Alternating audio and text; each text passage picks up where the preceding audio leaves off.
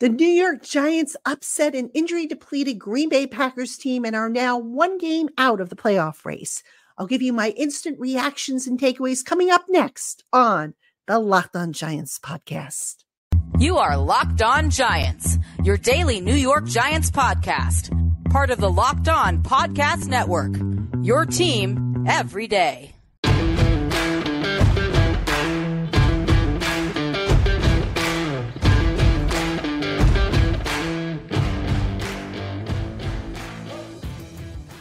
This episode of the Locked On Giants podcast is brought to you by Game Time. Download the Game Time app, create an account, and use the promo code LOCKEDONNFL for $20 off your first purchase. Last-minute tickets, lowest prices, guaranteed. Hello, New York Giant fans, and welcome to another edition of the Locked On Giants podcast, part of the Locked On Podcast family, your team every day. My name's Patricia Traina, and folks, that's right. For those of you who can't see what I'm doing the Italian pinch sign. Tommy Cutlets comes through for the New York Giants, his first game-winning drive of his career in a 24-22 upset victory over the Green Bay Packers. And on today's show, I have some thoughts, some quick takeaways, and let's get into it. There was a lot to like. There were some things not to like. But I want to start off with a big picture observation, if I could, and that is with the coaching staff. I've got to start there because this is a Giants team that not too long ago was basically left for dead. They were what, two and something, had only 2 wins. We wondered if they would ever make it to 3 wins, let alone 4, let alone 5. And Brian Daboll and his staff, for whatever strife there might have been in the building, for whatever, disagreements, for whatever they were going through, they kept at it.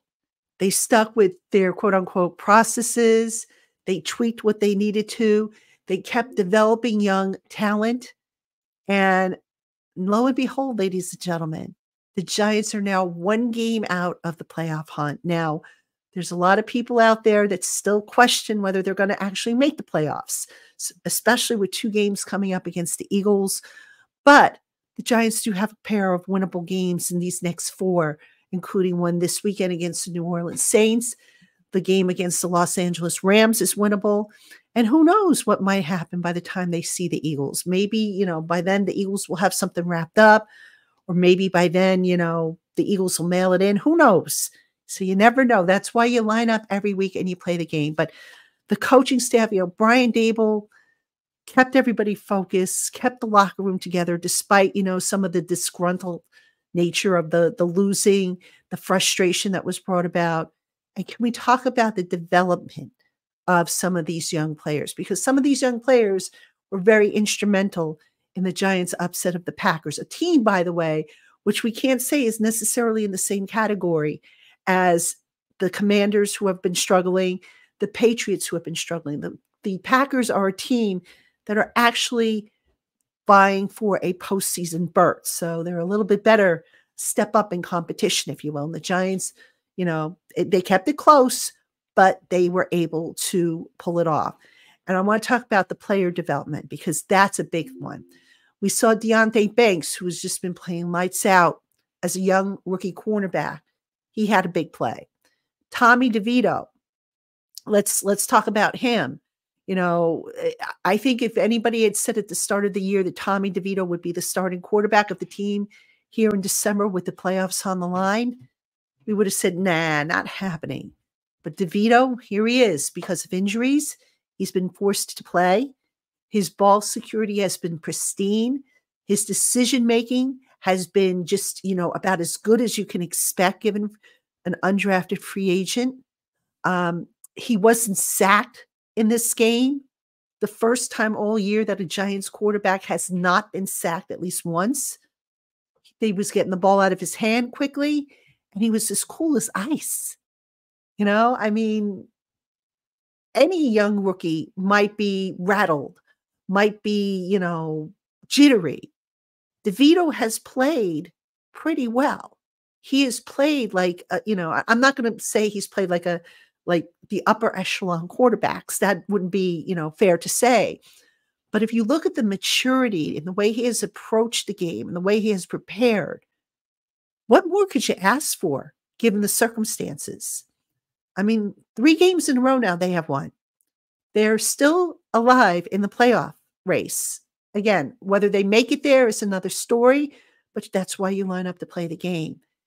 And just the fact that DeVito has galvanized this team the way he has. His teammates love him. His coaches love him. But, just getting back to the coaching staff, because they have been a big factor in that. Shea Tierney, the quarterback's coach, in developing the DeVito, Mike Kafka working with him, Brian Dable working with him. They've just done a really, really good job to where now this offense has now, again, overperformed. They have exceeded their average point score for the season. So the average coming in was something like 13.3 or something like that. The Giants were 24 points. So that's a big kudos to the coaching staff. And, let's talk about the defense. Ever since the Cowboys spanked Wink Martindale's unit, that unit has been playing solid.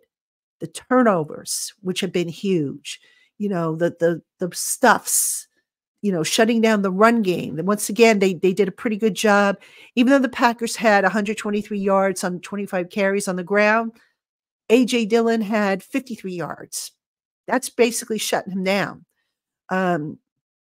Reed had 38 yards and the 1 rushing touchdown, which, that was, I think, a breakdown on behalf of the Giants. They just, I think, were frozen on that play.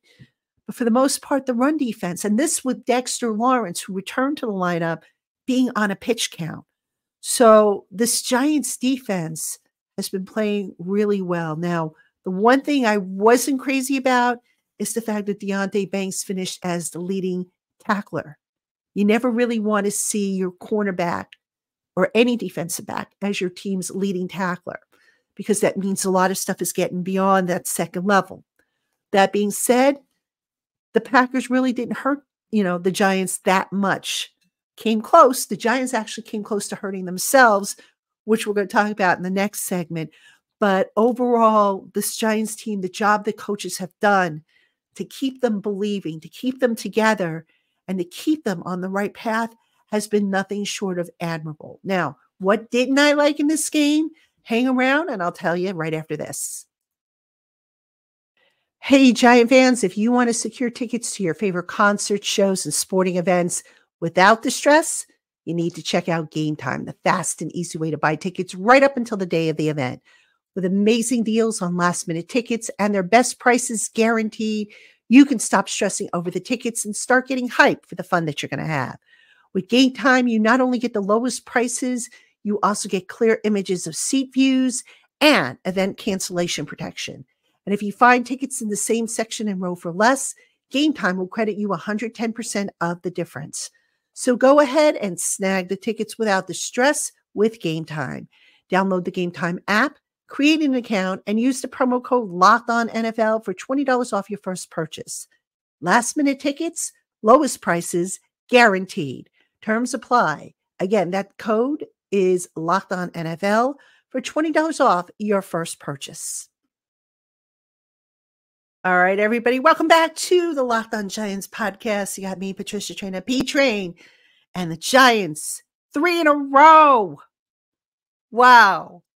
I'm smiling, folks. If you can't see me on video, those of you who are listening to the program on audio, I'm smiling because it's just so good to talk about a win the day after. And, even on a night game, which, as you know, I'm not a big fan of night games, but when they win, it makes it all worthwhile. The lack of sleep, the scrambling, the short work week. And folks, this is just, so cool. I don't know how much longer this ride is going to last, but I know I'm enjoying it. And look, I did get a few people who wrote to me and said, what the heck are the Giants doing? They're ruining their draft pick, their draft spot. Folks, let me just say this real quick before I get into some of the negatives from this game that I didn't like. Just because you have a top 10 draft pick does not mean that you're going to get a stud. Now, does it increase the odds of getting a stud? Yes. Does it mean that you are guaranteed a stud? No. So let's pump the brakes about the Giants ruining their future because they keep winning and dropping in the draft order. I think as of last night, I believe the Giants were 8th, I believe, in the draft order. I'm going to check real quick on Tankathon. But, you know, a top 10 draft pick does not mean that you were going to have a stud. It just doesn't. So just, you know, let's pump the brakes there. And yes, the Giants do have the 8th pick in this draft as of now. All right. So what didn't I like in this Giants win over the Green Bay Packers? I got to start with special teams. Now, all right, I get it. The special teams finally forced a turnover. That was great. You know, they had the muffed punt and the turnover was forced. Great. Randy Bullock had the game-winning field goal. He also missed one earlier, which for a while there, I kept saying, uh-oh, that missed field goal is going to come back to bite them. But there were 2 things that I didn't like, and you guys probably, you know, if you saw the game, you probably know where I'm going with this. The brain blips that these players continue to have. All right. Bobby McCain, for example, lounging around, you know, on a punt when everybody's yelling fire, fire, which basically means get away from the ball. Don't let it hit you. And what happens? The ball hits them. Green Bay recovers. That was just, you know, I'm sitting there going, what are you doing, man? You know, you're a veteran and you're standing there and just, you know, what are you doing? But the biggest blip that bothered me was the Lawrence Cager play at the end of the first half. Now, that was on the Packers kickoff just before the half came to a close. Cager went down and he was kind of guarding the ball because it was a live ball. That ball was on its way out of bounds. So Cager got a little too close and the ball ended up hitting him before going out of bounds. Now, no harm, no foul, right? Well, here's the thing. If Cager had been a little bit more aware of where he was, if he had maybe known the rule and not had a blackout, he could have had 1 foot out of bounds. And if that ball had hit him, it would have been a penalty against the Packers, which would have given the Giants great field position. And who knows, maybe it would have given them enough time to get close enough to tie the game, because at the time, I think they were down 10-7. Now, in the grand scheme of things, it didn't matter. But when you see brain blips like that, and you just sit there and you go, what are you doing, man? Is it on the player? Is it on the coaching? Just what's going on here? And I mentioned the coaching in the last segment. And, you know, look, the coaches for the most part have done a good job. Wink Martindale, you know, whatever strife or non-stripe he has with Brian Daboll, let's hope those 2 work it out, because Wink, by the way, called a really good game, I thought. Just, you know, called it like his hair was on fire and the players were playing, you know, like men possess. More turnovers. They forced a turnover with Jordan Love, who hadn't thrown a pick, I think, over the Packers' last 3 games. So just, you know, the special teams was a problem. You know, there were some missed tackles I saw. There were a couple times when the defense looked like it was disjointed. The offense, you know, got off to a sluggish start. But overall, a lot to like in this one. A lot to like. And I want to point to a few team statistics that really jumped out at me when I was going over the game book. The Giants, 75% in the red zone. Not bad. All right. This is a team that has struggled to get into the red zone, let alone score from the red zone. So the Giants, 75%, 3 of 4. They were 100%, 2 of 2 on goal-to-goal situations. That, ladies and gentlemen, right there is a recipe for wins. Now, third down, the Giants were 3 of 10. Didn't care for that, but, you know, it is what it is. You know, what bothered me most about third down is that they had a couple of short yardage situations where they went to either the wishbone or they dusted off a play that we saw last year in which they brought in an extra lineman, the extra jumbo package where they had 7 offensive linemen to help block, and that didn't go anywhere. You had a penalty on Sean Harlow, which turned a 3rd and 1 into a 3rd and 6 rather. So stuff like that, annoying and whatnot. But overall, the Giants with a clean game, a winning game, it's something to build on. It wasn't perfect, but again, it's building up that confidence as they move forward and get ready to play in the House of Horrors that is the Mercedes-Benz Superdome down in New Orleans, a place where the Giants have struggled to win, where they have been blown out historically. But hey, look, it's a new era. So who's to say that the Giants won't turn this around and develop and really, show that they can, that they're peaking. Because if you're going to peak, now is the time to do it. All right, coming up in just a bit, some final thoughts on the Giants' win over the Green Bay Packers. Don't go anywhere.